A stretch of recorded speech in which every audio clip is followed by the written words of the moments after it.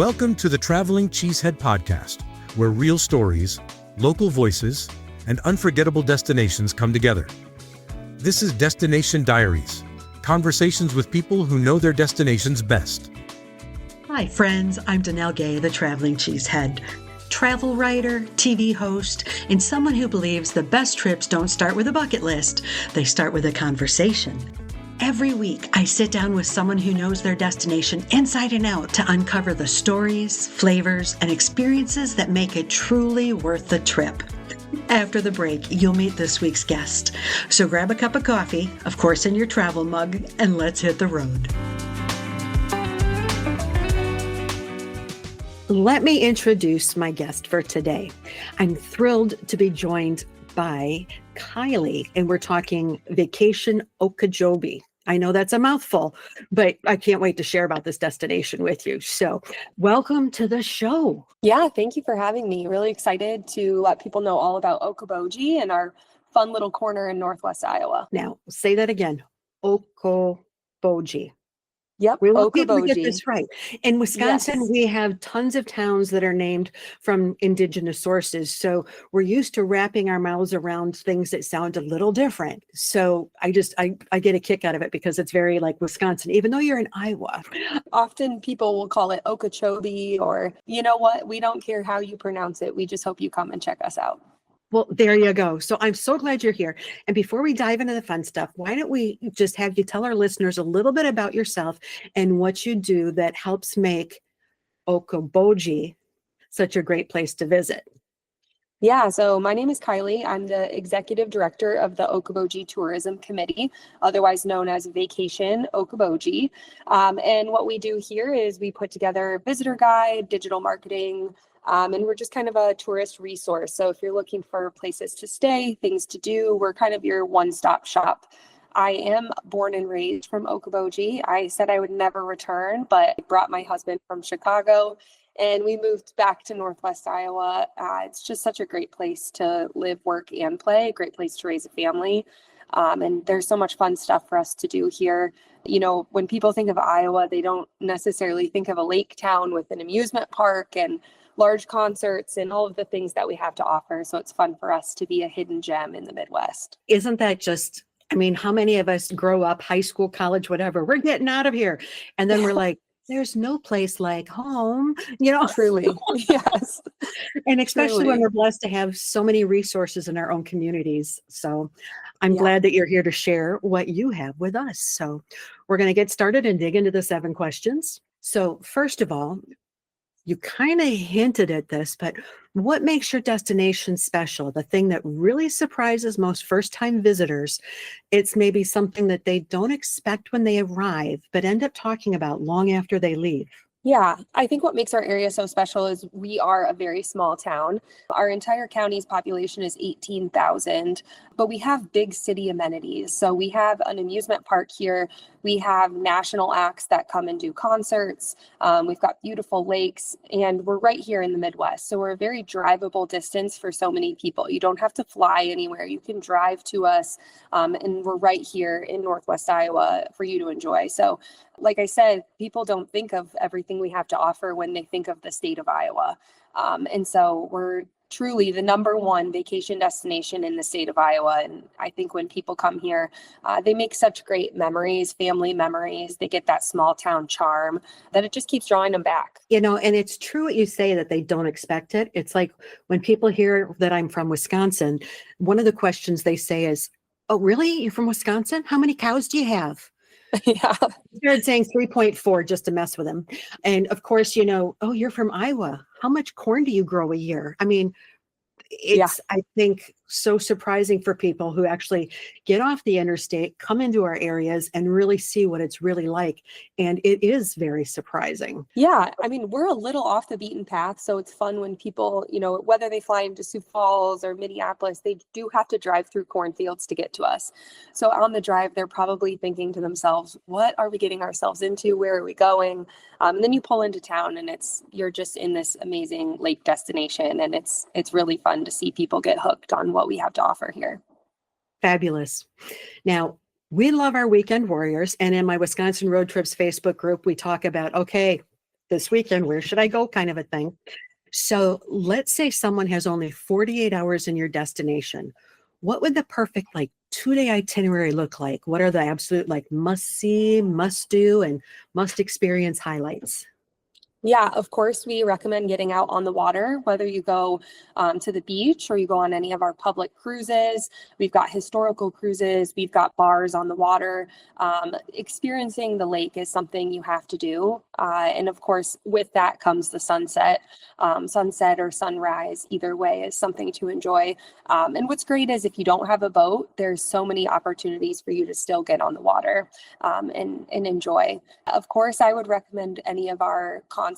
Almost all of our concert venues are lakeside, so it gives you a really unique experience, whether you're at an intimate venue or our really large preservation plaza here.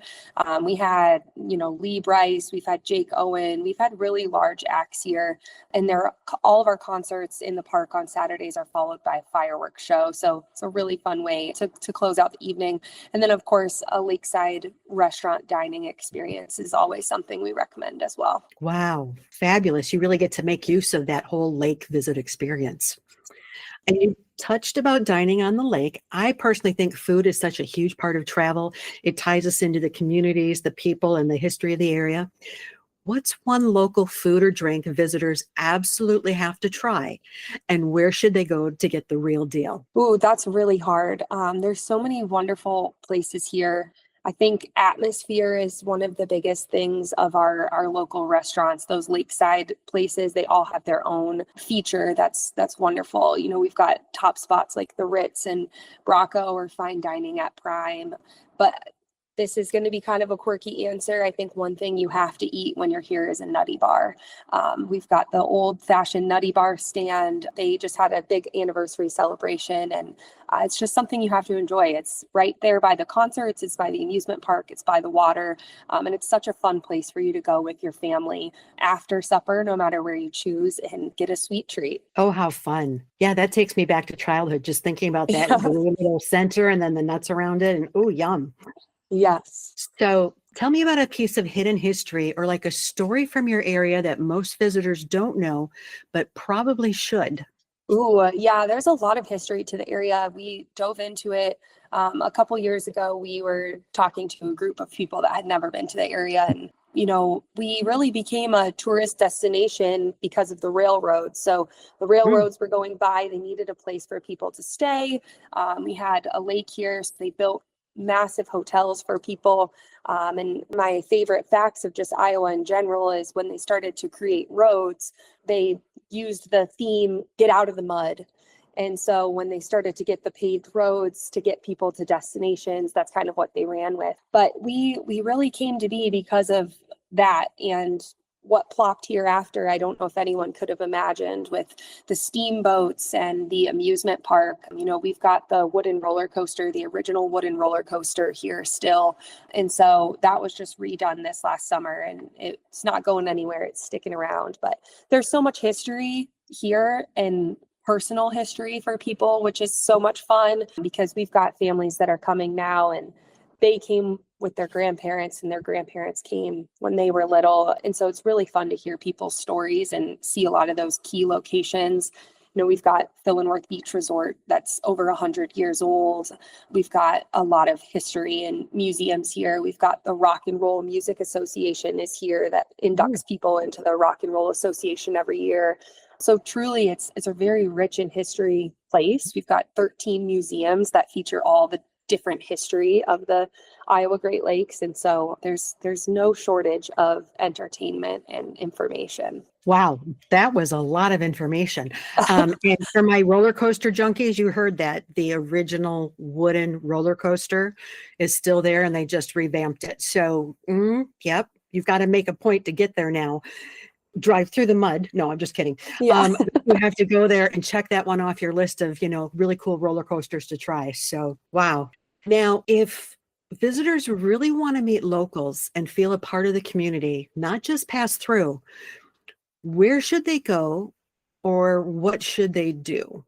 Yes, you'll find locals all over the place. I would say there's definitely some local favorite spots, especially in the summer. I think the Ritz and the Okoboji store are two restaurants that you can often find people. One of the greatest ways to meet people is truly our trails system here. So we've got over 40 miles of bike trails in our county that connect us to our surrounding counties as well. We've got scenic trails with art sculptures on them. We've got trails all the way around the lake, anywhere you want to go. And oftentimes you can find locals and visitors enjoying the trails. I think they had over 250,000 pings just this summer on one of their trails. And so you will meet people, you'll get to experience the Iowa Great Lakes and really see the area in a unique way. Now, are the trails also dog friendly? Very much so. Yes, very dog friendly. There are a lot of people who want to travel with their dogs instead of kennel them. So that's a great thing to know. But people, please pick up the poo. Take the baggies with you and take the baggies with you after they fill them. Yes. Be a good person. Be a good, pet owner. Pick up the pooey. But that keeps the trails great for everyone. Yes. Yeah. And we are a very dog friendly travel location. We have noticed people love to travel with their pups. So you'll often see people boating with their dogs. The beaches are all beach friendly, and most of our restaurants are very pet friendly. So if they have a patio, a lot of times they'll bring you a dog bowl or a dog treat.